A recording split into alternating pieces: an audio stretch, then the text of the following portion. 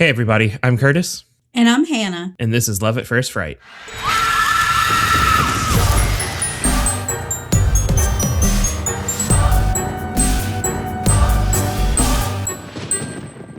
I know we talked about it last time, but I'm sure now we sound even more different.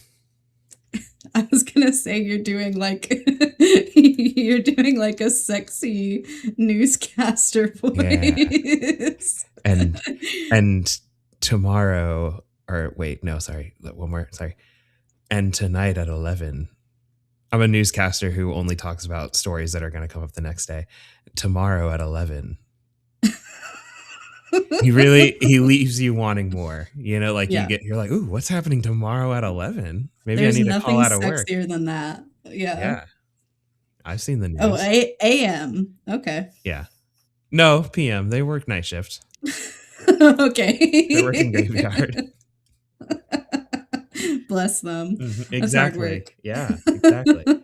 No, we're going to talk about it 2 episodes in a row, but we did the move and we had to Yep. scramble to get a setup going because I was like, oh god, and I had to completely reverse the setup of my computer, which is how we've been recording for forever, over one microphone, which has been, on one hand, it's great because we get to sit across from each other and look at each other in the eyes and say, this movie sucked.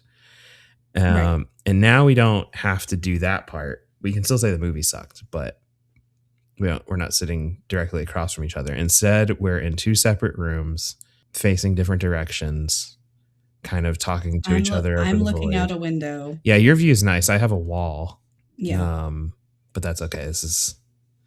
I got a candle lit, so it's nice.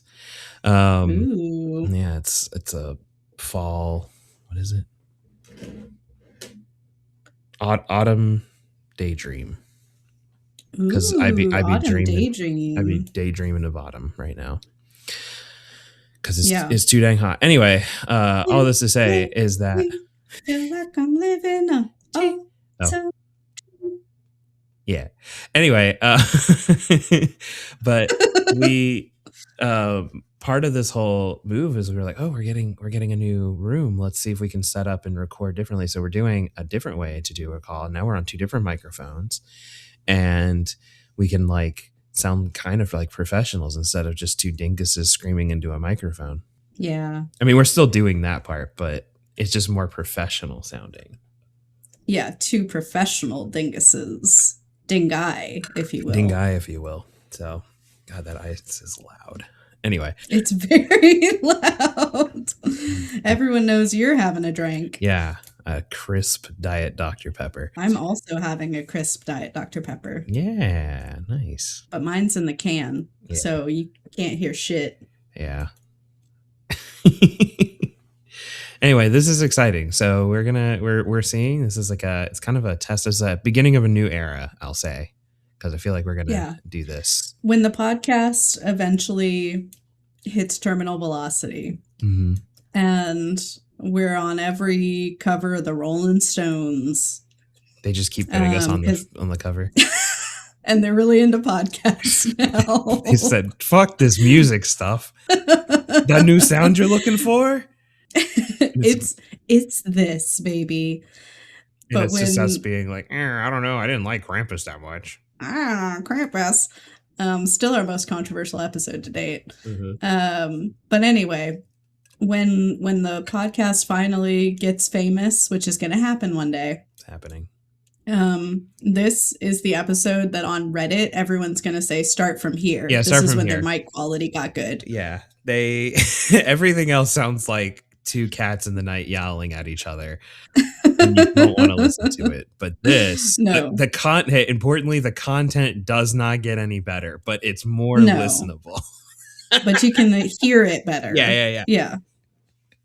You can hear the bullshit better. Yeah. No, it other than this, it's been just a lot of unpacking still. I think we talked about it last time, but like it's just never ending unpacking. Yeah, I got my room mostly unpacked today. Yep. Which is good. And I bought some furniture as well to fill out some of our spaces today. So that's cool. Yeah, no, I'm excited about it. But oh, and I just remembered I threw all those boxes to the bottom of the stairs. I got to go move those. Or somebody's going to try to go down there in the middle of the night and die. Yeah. Die. Trip on the box. Yeah, now that we have an unfinished basement, when we unpack something, we just open the basement door and yeet it. Yep, and I say I'll take care of that later. And then I forget about Yep. it. But it's okay cuz who's going down there, you know? Nobody's going down there. Exactly. Anyway, but a lot of exciting stuff going on. Yeah. Bought a house. I just started a new job, same company but new position. Mm-hmm.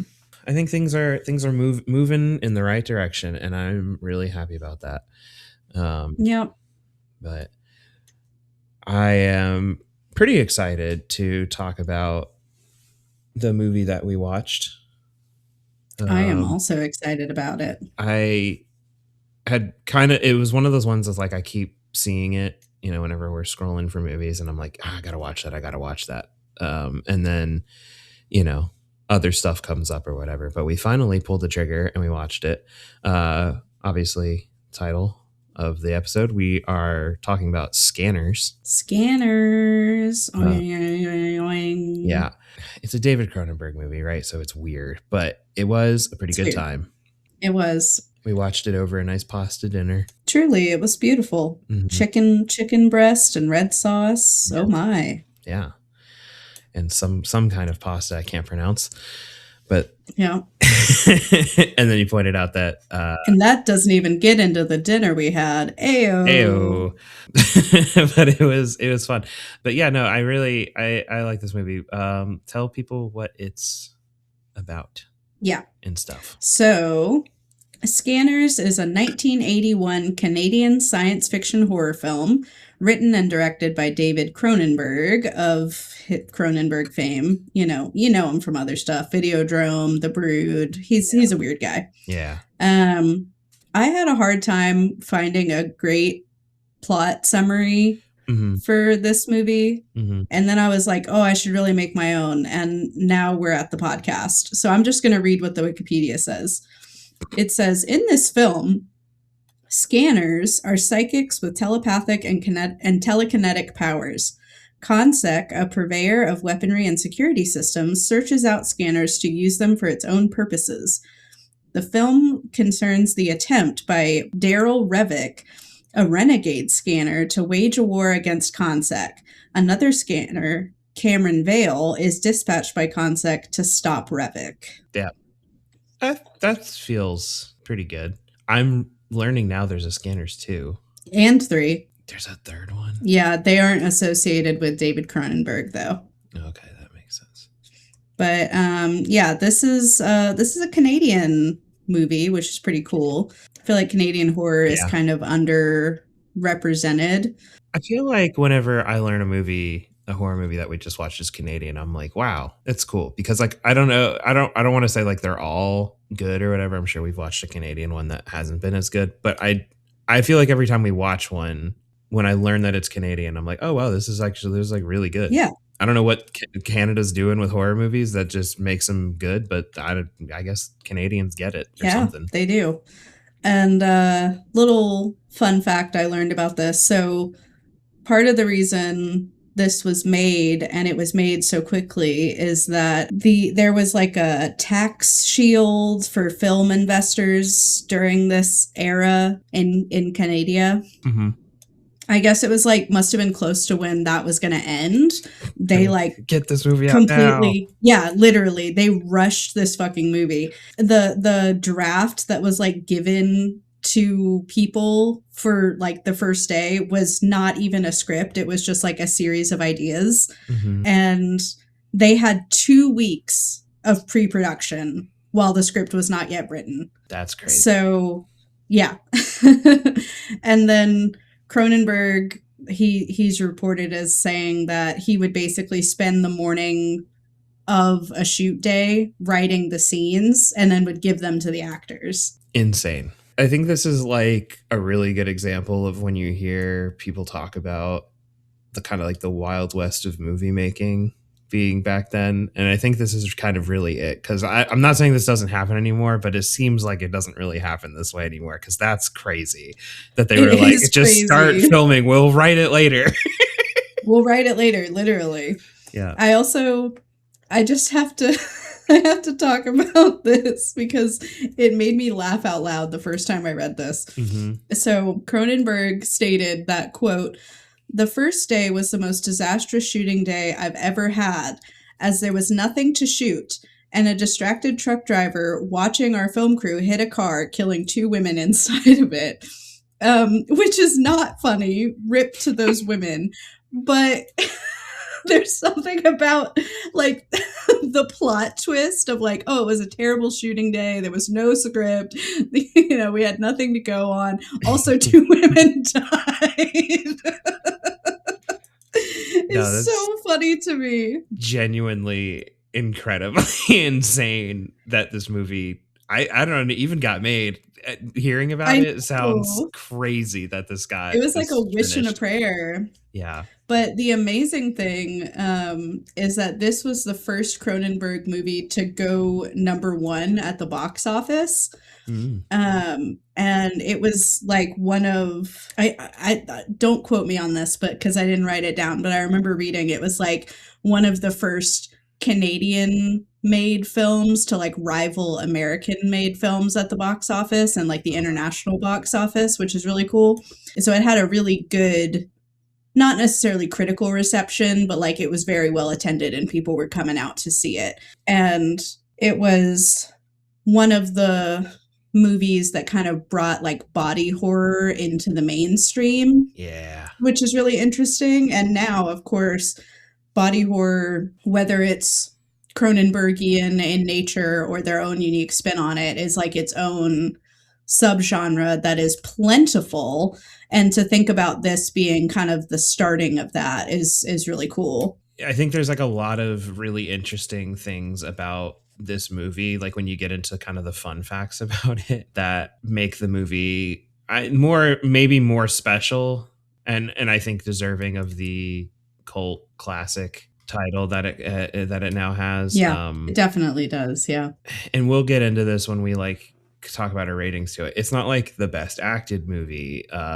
Not all of the effects are the best, although there are some really cool like special effects in this, and I do want to talk about like a couple of two very specific scenes for some of the special effects and makeup and everything that they did. But like, you know, like the story is like kind of wild and meandering and a little crazy and weird, and I feel like sometimes they drop some random shit in there that you're just like, oh, I guess, okay, they can do that too, I guess, for some reason. Yeah. I think that's probably a result of the film coming together Yeah. actively as Yeah. they're shooting. No, and I think it's funny because like I didn't know that until you said it, but like kind of looking back on it now, I'm like, oh, that makes a lot of sense that this is how that happened then. Because if they hadn't even, Right. they just like in the morning is like, I gotta tie him getting back. He somehow infiltrated this other, you know, company, and now he has to take that knowledge and, you know, whatever. It's just like, what if he could hack computers too? And I'm like, yeah, okay, sure, Yes. sure, yeah, he can do that. What if? Yeah. Whatever, man. Yeah, I guess they're not Yeah. taxing us or whatever. Oh yeah, before we get too far in, I do want to list out the main cast because I forgot to do that. So we have Jennifer O'Neill as Kim. Mm-hmm. We have Stephen Lack as Cameron, our main character. We have Patrick McGowan as Dr. Ruth. Mm-hmm. We have Lawrence Dane as Braden Keller, who's like the cop trader guy. Mm-hmm. And Michael Ironside as Daryl Revick. Yeah.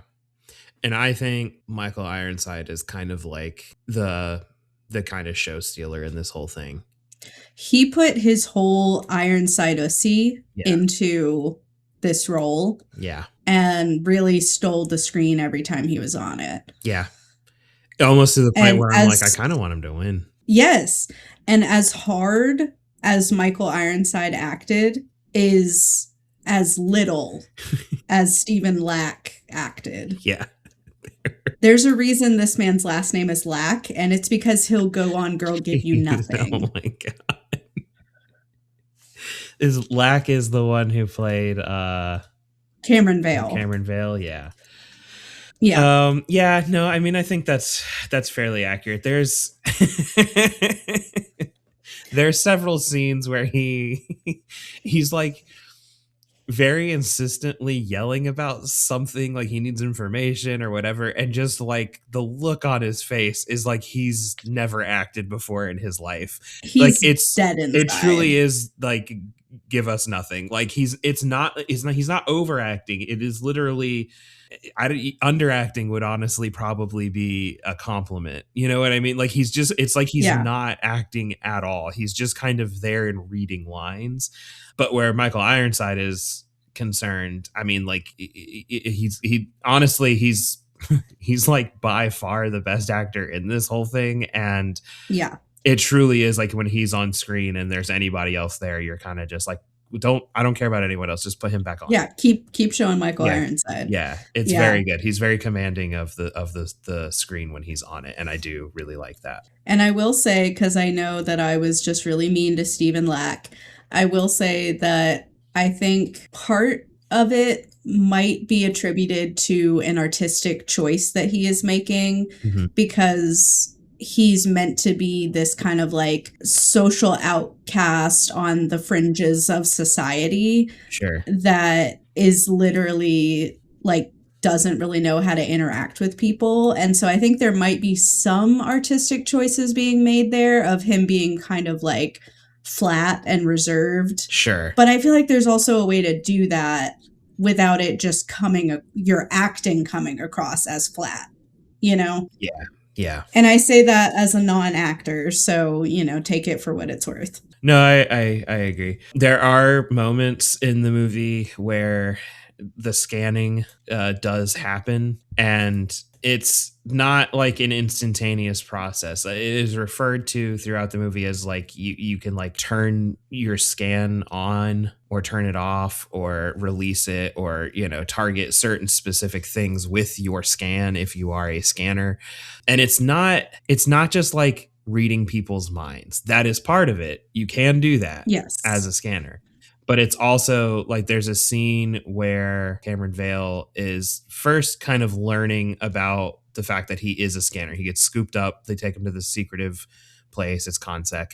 And this doctor, Dr. Ruth, is telling him about these scanning abilities, whatever. Cameron Vale pretty much buys into it instantly, which I thought was, I guess kind of a choice. I don't know that I mean, I don't know if he's like a homeless guy and he's like eating other people's like leftover sandwiches, and then these people scoop you up, and like all he knows is like, oh, all I hear are voices in my head constantly, and then these people bring you in, and if they make that stop and they give you food, maybe then that's enough to just buy into whatever they're saying. But there's a scene where the doctor is trying to train Cameron Vale to use his scan, Right. and he has this yoga master or whatever come in, and he's like, he's proven that he's able to control his own heartbeat. So what I want you to do is I want you to use your scan to target his heart, not his brain. And I want you to make his heart beat really fast. And if it gets too fast, he will take over control and he'll slow his heart rate back down. And so you can use the scan ability to target specific parts of people, read their minds, and as we learn towards the climax of this movie, also apparently hack into computers over the phone. Yes. The over the phone part was what really did it for me. Well, that's not even like based out of like, that's not science fiction. There's whole things back when like computers were through phone lines and everything, where you could, if you knew certain codes and things. There was I can't remember his name, but there's a very famous guy who actually did this, and he could call in and he could hack into systems over the phone using like codes and stuff, and dial tones and stuff like that. Like, so it's not even like that part's not even science fiction. I think that the weird part is just everything up to that is it's all like human to human connecting, and biological, but then they just drop, you can connect to the computer Right. And using your scan. it's all like just theory, because I don't think Dr. Ruth has ever seen anybody do it. He just throws it out there and he's like, well, Yeah. it's got a neural network. What Yeah. differences? Your nervous system, the computer has a nervous system. Yeah. I don't know. It could work. Could work. And I'm like, could be fun. Yeah, I guess. Yeah, and then you're very quickly reminded, oh yeah, this is a science fiction movie, so of course that can work. Right. Yeah.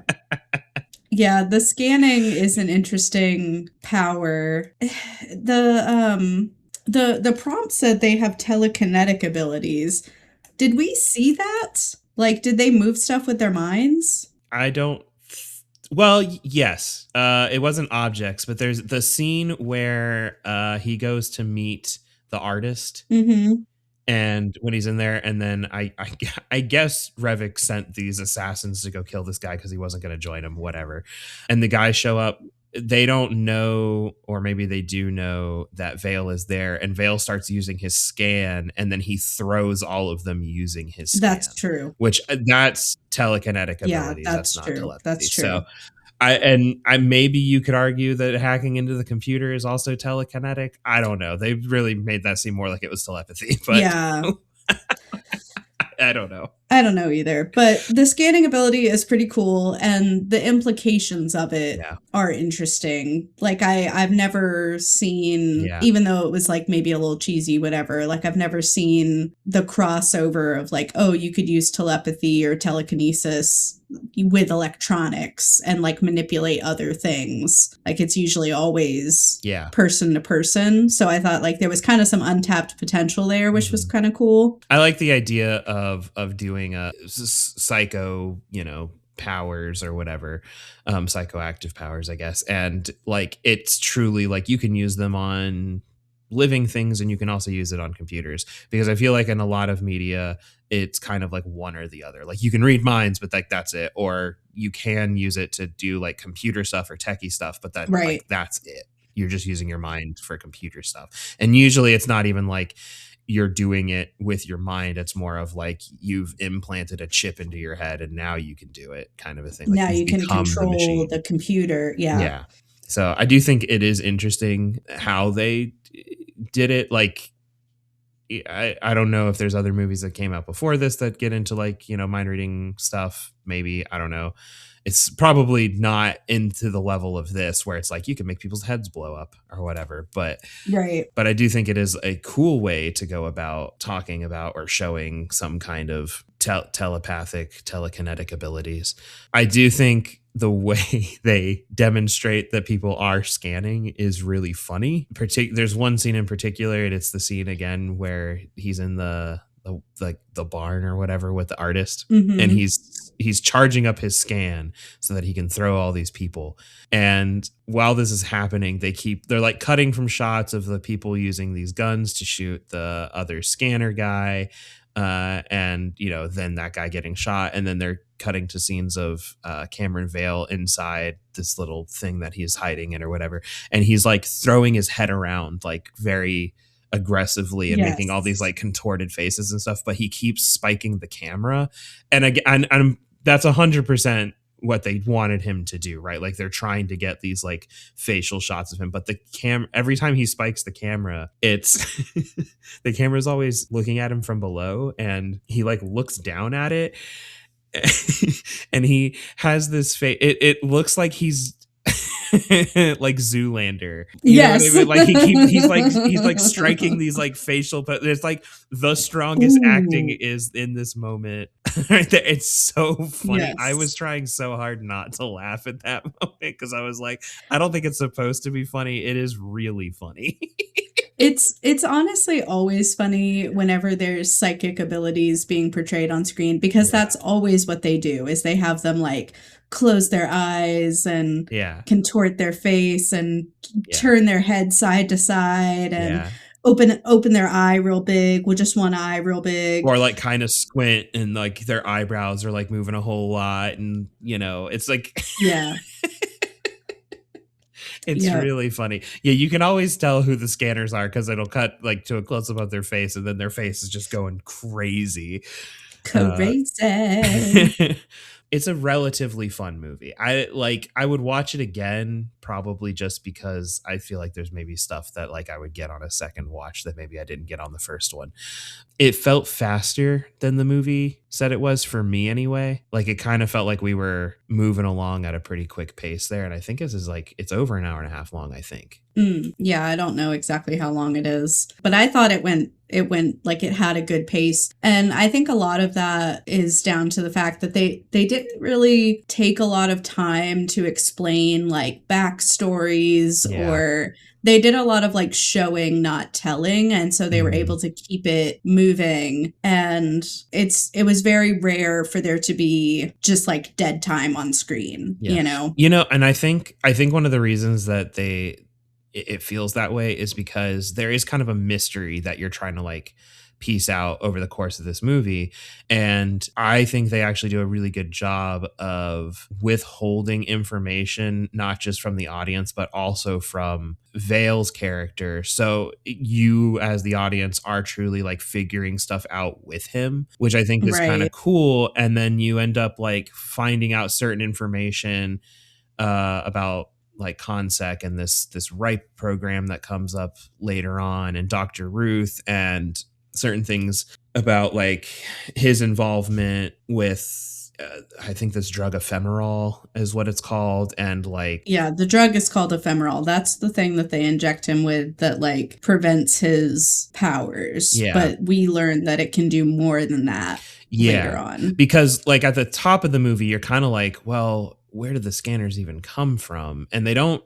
really get into that until way later in the movie. So you kind of have this like background question that you might be asking yourself, but then, you might also be like, oh, well, it's a horror movie. Maybe they're not going to get into it, but they do explain it. Right. It's a cool twist is like where it comes from. And it is funny because like at the beginning of the movie, when we're seeing this whole, well, probably the most iconic scene of the movie, right? If you have seen it, or maybe if you haven't seen it, the scene where Revik is like first introduced and they're in this like conference thing, Yes. and there's a guy up on stage and he's like, I'm a scanner. What I want to do is I want to scan everybody in the audience, but I want to do it one at a time. Do I have any volunteers? And everyone's kind of being like, a little No, shy. I don't want to do it. Yeah, because I don't think they fully like know what to anticipate or whatever. And then this guy up in the audience raises his hand. They call him up, and then when he's up there, we learn that this is a scanner himself. You don't learn it until after, but he starts counter scanning, I guess, the scanner that's up there, and this results Yes. in, I think, one of like the coolest special effects moments that I've seen. Like ever. Yeah, it's awesome. He makes the Yeah. dude's head explode, and it's crazy when it happens. I Yes. actually wanted to like really quick talk about the head exploding thing because apparently they tried doing all of these different effects to get it to work, and the one that ended up actually working the way that they wanted it to was they had like stuffed the fake head with I think it said like leftover burgers and just like stringy stuff or whatever, just trying to like make it look, cool or whatever. And it was apparently a gelatin encased like plaster skull that they did. And they had all this, random stuff in there, and they couldn't get the explosives to like make it go off in the way that they wanted. And this guy, I want to give him a shout out because it ended up looking sick as hell. His name's Gary Zeller, and he was the special effects supervisor. He finally tells everybody to, like, all the crew to just roll the cameras and then get in their trucks with the doors and windows closed. And he gets down behind the dummy and he shoots it with a shotgun. Which I just want to know, why did they have a shotgun on set? Like, don't you need some fucking like firearms safety officer before you just bring a shotgun on? But no, it was the It's 80s. so good. And it genuinely is such a good effect when it happens. It is gross. It is so disgusting. It's like one of the things you think of when you hear the name Cronenberg, where you're like, oh, it's just like over the top kind of Over the insane. top. Yeah. No, I love it. And apparently that scene, they trimmed it down to get an R rating. So like if they hadn't have done that, I think Wow. it was going to be like an NC-17 or some shit. Like they were not going to. So, Crazy. and I think Yeah. Cronenberg wanted it to be the opening of the film. I had read that too, that scene was originally the opening scene. Yeah, which it kind of sucks. This is sometimes they have director's cuts and you're like, we didn't need this. This is one of those times where I'm kind of like, let me see it. I'm into it. Yeah. Yeah. Put it at the beginning and let me see what that looks like. Because I think pacing wise, it actually makes a lot of sense to be the beginning, because then you get introduced to Revik right at the top. You kind of see what kind of mischievous stuff he gets up to. He's probably the best demonstration early on of like the powers that these scanners have, because Right. he makes the guy's head explode and then he tries to get away, and they tackle him and everything, and they're going to go like inject him with this ephemeral to turn off his scanning powers. But as they're going to do this, Revik like starts scanning the guy that's going to inject him and makes the guy inject himself. Which, don't worry, we get explained to later that if you're a normal human, being injected with ephemeral doesn't apparently do anything to you. Yeah. So that guy's fine. And so they Thank God. think Revik is just like a normal guy now and his scanning powers are turned off. But then he's like being transported in a car and he scans the driver of another car that's in this convoy and makes it crash. And then he takes advantage of the situation. He gets away and he like, in the span of whatever it is, like we'll say an hour, he ends up like killing like 6 people or something. It's pretty crazy. Yeah. He's Yeah, it's destructive as crazy. hell. Well, and one way he uses his scanning, which I thought was nuts, was after he crashes the car, the like security guy who was escorting him out, he scans him and makes him shoot himself with a service weapon, which is like, okay, that's another thing scanners can do. They can force you to do things. No, it was he's a really compelling villain too. Especially when you learn later about, because again, this is like this whole mystery, right? Like Consec scoops up Vale and they're like, we need you to go after Revik, and Vale kind of is just like, yeah, sure, I guess I'll do it, because I'm it's not like I'm doing anything else. So right. Yeah, I've got literally nothing else going on. Yeah, so they go to send him. He goes to Europe.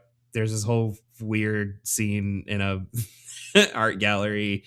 He meets other scanners throughout all of this, and he's like, this is where it starts to kind of unravel that like Consec is not necessarily being the most upfront with him about things. One of which is like, I don't know if they tell Vale, but they're certainly talking about it at a meeting that they're having right after the whole Revik thing. About Ruth says or alludes to that there's like 200 and some odd scanners in the world. Right. Then we don't really get any like clarification as to like, well, how does he know that? How do we know that? And how has he been able to track them, and why are they not here if he's just, if he does know their names and this, that, the other. And again, it's one of these really cool things where by the end of the movie, there's a really cool twist. And you do find out, how and why he has these names. I'm trying not to spoil it, because I do think it's one of those things that like, I would really like people, if you haven't seen it, to go watch it, because like, yes, it's got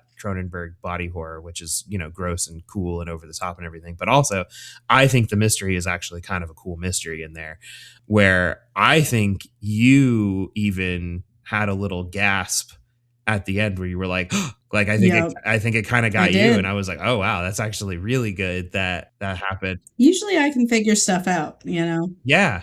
But I think it's one of those things where it's like, they don't explicitly tell you. There's not like a piece of like, newspaper clipping or something that you can point to on a rewatch and be like, oh, it was right there. That's how you would know it. So nobody's like explicitly telling you, but you can also kind of reason it out if you are taking all of the clues together. And like when they do give you the final piece to it to reveal what the mystery is there, you're like, oh, wow, that actually does make sense.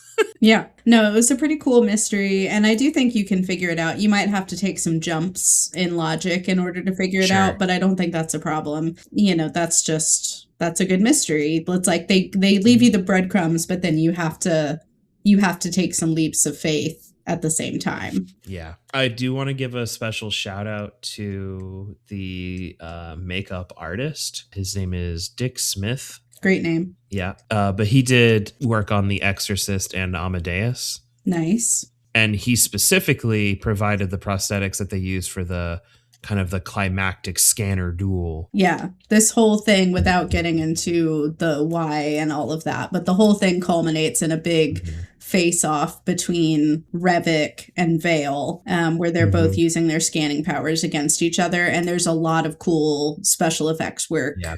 during this scene because they're like manipulating each other's like Yeah. veins and skin and all this stuff that is pretty horrifying. Yeah. And you're kind of going back and forth of like, are either of them gonna make it out of this fucking thing? Because they're tearing each other apart. It's wild because it's like it just keeps going back and forth, and like you're getting these body horror things that are happening, like these veins bulging and like, you know, there's so much pressure that like blood spurting out of them, and you know, whatever, somebody catches on fire just because. And I think it's so cool because like again, they're kind of just standing there staring at each other, making these like faces and everything, but it is really compelling to watch. To me, it gives a lot of the same kind of vibes as like kind of the climax of Late Night with the Devil, where all of that stuff is happening and like people's heads are just like exploding and shit. Like it's just popping off crazy. Yeah, like it's just kind of going crazy, and it's just like it's just fun to kind of look at and watch. Yeah, totally. And then there's another little twist right at the end before credits roll. Oh yeah, there's literally just like one more twist, which is like really weird. And then they don't spend any time on it. Like it literally, they have it and then the credits roll and then you're kind of just left like, so what does that mean? Right. Like, so what? How is that so what's next for them? Yeah. Where are we going from here? Yeah. Yeah, it's a very cool movie. If you're at all into body horror and you haven't seen this, you really should, because it's got some great special effects work in it, and I think it's just a fun story. It's interesting. I think there's some kind of cool themes going on. Like anything with body horror always brings up questions of like bodily autonomy to me, which I think continues to be really relevant today. So, and you know, I'm always that person that brings it into like the political, because that's what fascinates me about horror. Like I think horror is very political by nature. And I think a lot of what horror deals with are these big themes that are going on in society. Like there's a reason that right now we're seeing a lot of motherhood horror and like pregnancy horror. Yeah. And I think you can directly tie that to like Roe v. Wade being reversed and all that stuff. So I've always found it fascinating, body horror in particular, as an analogy for bodily autonomy and like protection of self, like from the government or corporate interests or corporate interests. So I think there's like some good commentary happening also, in addition to just like a fun mystery and a fun movie. Yeah, no, really, I think that hits the nail on the head. It's similar to like how if you watch Texas Chainsaw Massacre, right? Like I think it's a great horror movie.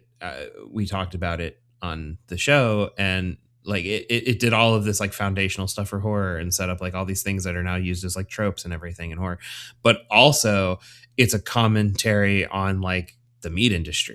Like there are certain shots that were like explicitly and deliberately done to make you question like, hey, why is we're saying it's like messed up here, but like why is it okay when we do it to, you know, X in this, in that case animals or whatever. But and in this case, you know, where it's very much tied to like corporate use of these people and like how it could benefit these different, you know, corporate entities and everything. I mean, like literally the whole meeting at the beginning when they're talking about after Revik, you know, first shows up or whatever, they're talking about these like programs and like shutting things down. And I think the implication of like trying to use these people in maybe military ways or something like that. So there's like a level of like military industrial complex and like, you know, contract work for like the government, and like how do we use these, you know, weird programs, and what lengths are people willing to go to just to make money or whatever. Like it's all very interesting and very cool, and also just like, I don't know, it's gross and weird. It is gross and weird. Just fun to watch. Yeah. Kind of makes you ask like what is going on, but like in a in a fun way, but not like how Uncle Sam made us ask what is going on. They don't introduce Right. like a random wheelchair bound blind kid, Actually, you I know, think three that's what the quarters of the way movie through the movie. needed. I think Yeah. If there was one criticism of the film, it's that there wasn't. I think when Cameron and Kim get brought in to CONSEC headquarters for questioning, I think instead of having Keller come in and question Kim, it should have been a guy in a wheelchair. Comes in, Yeah. he's blind, he's in a wheelchair, he's got a gun, and Yeah. Of course he does. and they just don't mention it. And he's also a scanner. And he's a like, scanner. Yeah. Yeah. And then Kim would be like, how are you even shoot me? You can't see. And he's like, I'm scanning the gun. I'm using the gun as my eyes. Whoa. That would actually be crazy. Then he can do that. Yeah. And then he shoots her. Yeah. Well, he tries to. He can't shoot her because then she could have like a gunshot wound in her leg for the rest of the movie. Oh yeah, she's limping. Yeah, she could just be limping. Yeah. I guess that's fair. I think that would have been sick. Let's talk about our ratings of the movie, and then maybe scariest moment. Perfect. Which I think is going to be pretty easy in this one. All right. So for ratings, I think again we were actually pretty close on this. I was, I think, a little higher than you. Mm-hmm. But I will say our shared thing was the visuals of this movie. I think we both gave it 9s. We did. Yeah. Yeah. Overall, I gave it a 7.3 and you gave it a 7, which means it's a 7.2 in our book. Yep. I don't know that it's particularly scary unless you're really averse to body horror. Yeah. I gave it a 5, and that 5 was basically a reflection of like there is some gore and stuff like that might be frightening. Again, I'm a little bit desensitized, so like while it's still cool to look at for me and I still get excited about practical effects, I'm not necessarily scared of them. It's more like that intellectually curious about it, you know. Mm-hmm. But I still gave it a 5 because to me a 5 is like scary in the right context or scary to some. Sure. So in a very similar vein, because I think that that's spot on, but I gave it a 6.5 only because that ending climax scene where they're having their little duel or whatever is it's pretty long, and the body horror stuff that like keeps popping up in it is just like, oh my god. Like it kind of just keeps happening. Yeah, that movie, that scene rather, not that movie, was very visceral. Yeah. It like if you are averse to it, that probably is going to be harder to watch than the head exploding scene.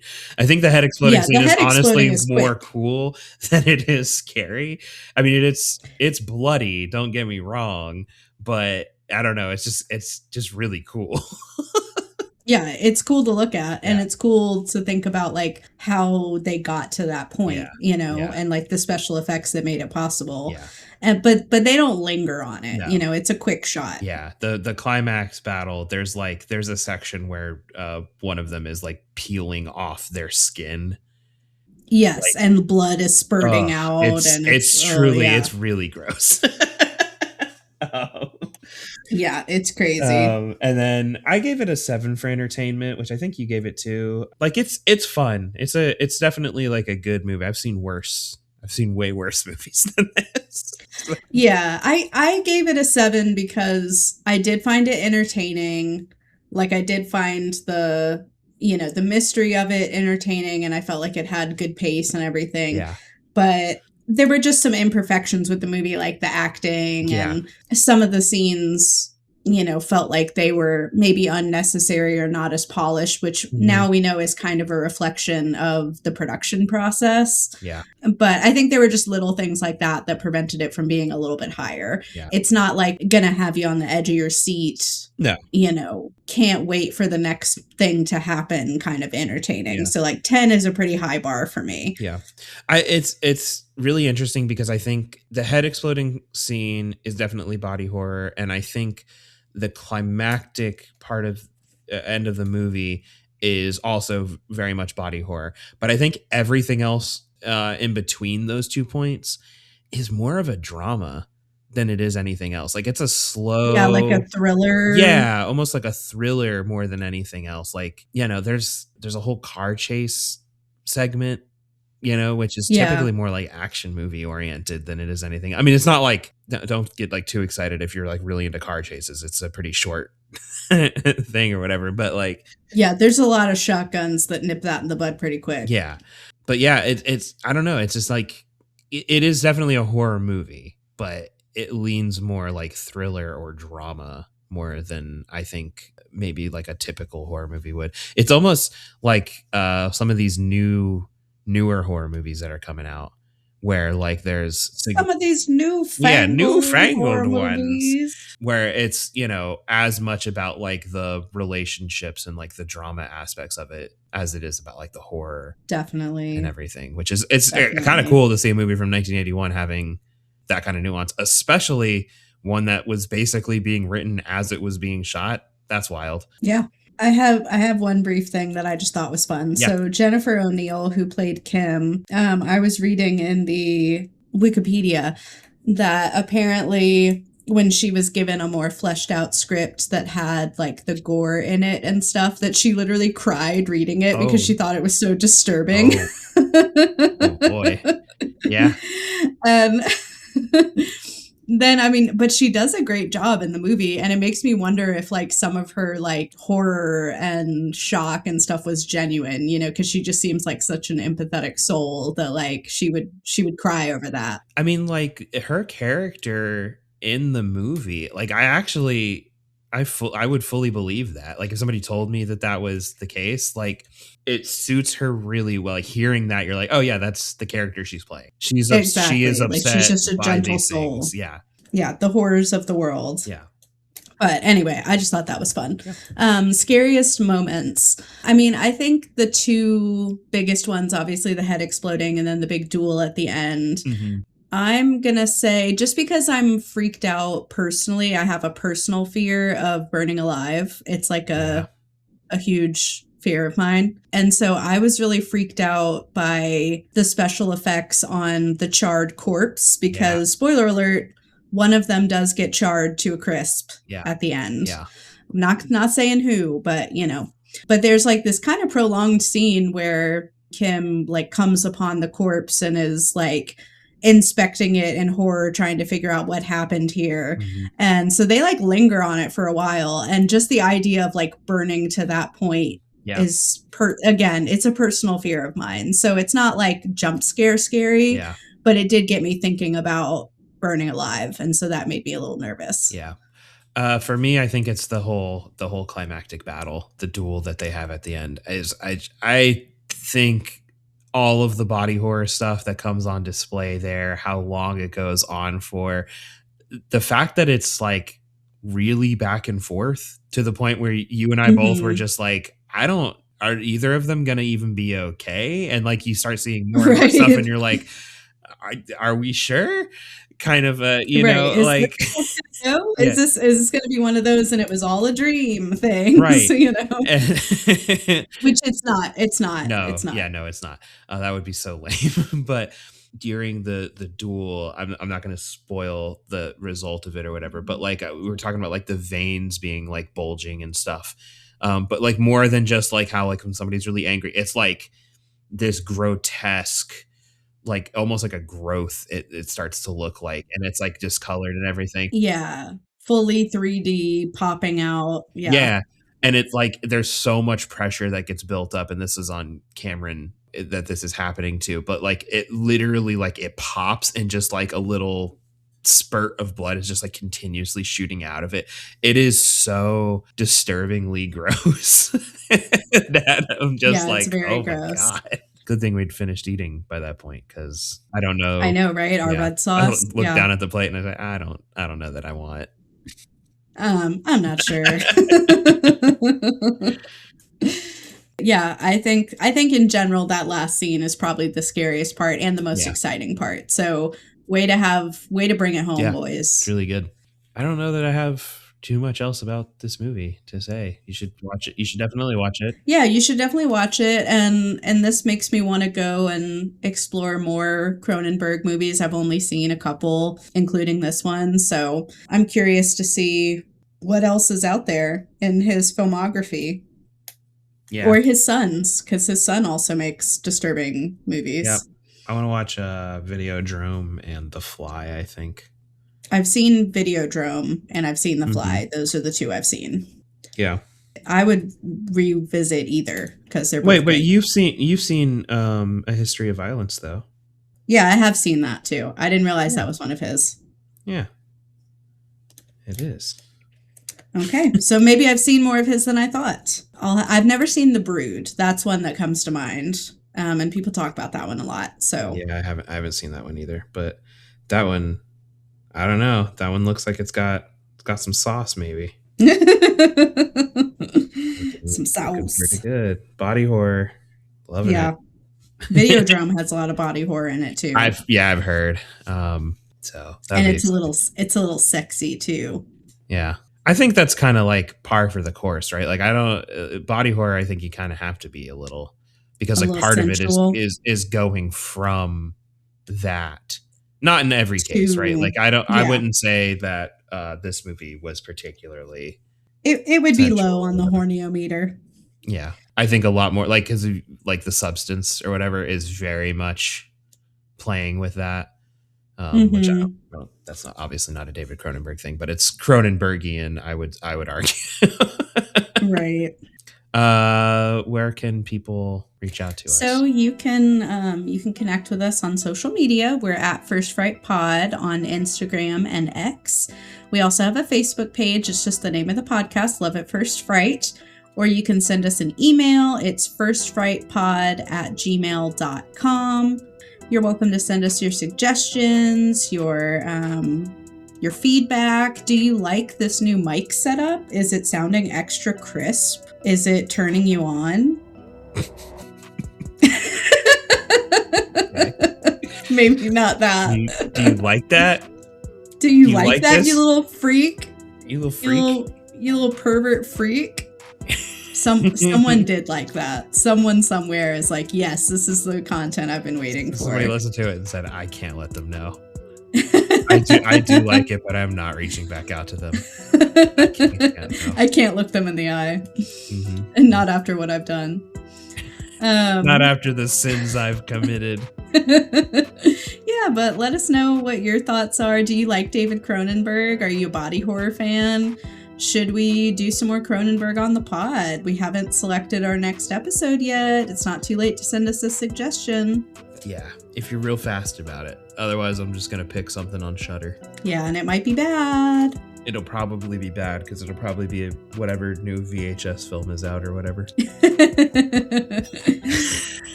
Yep. Anyway, well then, as always, scare well and see you next time. Goodbye. I'm scanning you. I'm counter scanning. Oh no, he's counter scanning me. Counter My scan. veins in my forehead are bulging. My head's gonna explode. It's exploding.